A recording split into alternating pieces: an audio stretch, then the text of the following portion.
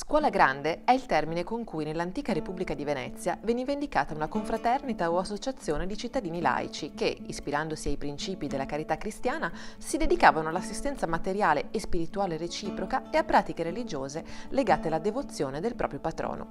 Quella di San Giovanni, costituitasi nel 1261, è la più antica. La Scuola Grande San Giovanni Evangelista, da tempo impegnatasi ad erigere la propria gloriosa sede a luogo di incontri di grande significato culturale e sociale, ospita convegni, serate di gala, esposizione d'arte ed altre manifestazioni significative, riuscendo a porsi ad un livello di assoluto prestigio e allo stesso tempo ad acquisire i mezzi per restaurare e conservare il proprio complesso monumentale.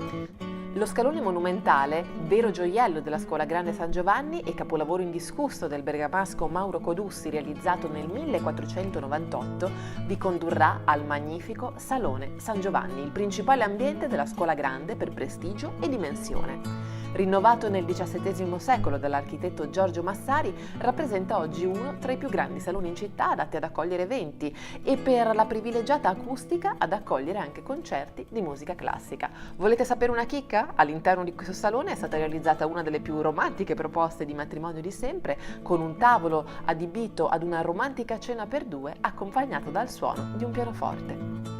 Sono tuttavia davvero numerosi e dei più svariati gli eventi che questi magnifici spazi ospitano ogni anno, quindi non perdetevi il calendario degli eventi sul sito ufficiale della Scuola Grande di San Giovanni Evangelista. La sala dell'Oratorio della Croce è un'elegante cappella, anch'essa modificata nei restauri del Settecento, dove è custodito all'interno del tabernacolo dell'altare il superbo reliquiario gotico in cristallo di rocca e argento dorato che contiene, nella teca posta sulla sommità, due frammenti della croce su cui morì Gesù. Interessante la decorazione del soffitto settecentesco. Attorno alla tela centrale con il trionfo della croce di Francesco Maggiotto, gli stucchi dai delicati colori verde, celeste e rosa pastello sono lumeggiati dalle estese dorature. Nei piccoli tondi azzurri sono presenti i simboli di San Giovanni, l'aquila, il pastorale e il calice col veleno che, secondo i racconti apocrifi, il santo avrebbe bevuto senza danno.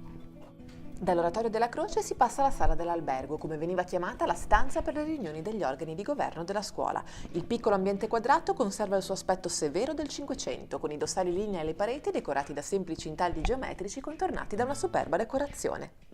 Ricordandovi che la sede della Scuola Grande San Giovanni apre le porte al pubblico esclusivamente nelle giornate in cui non avviene l'abituale attività congressuale, vi consigliamo di visitare il sito scuolasangiovanni.it per vedere la disponibilità delle prossime visite guidate.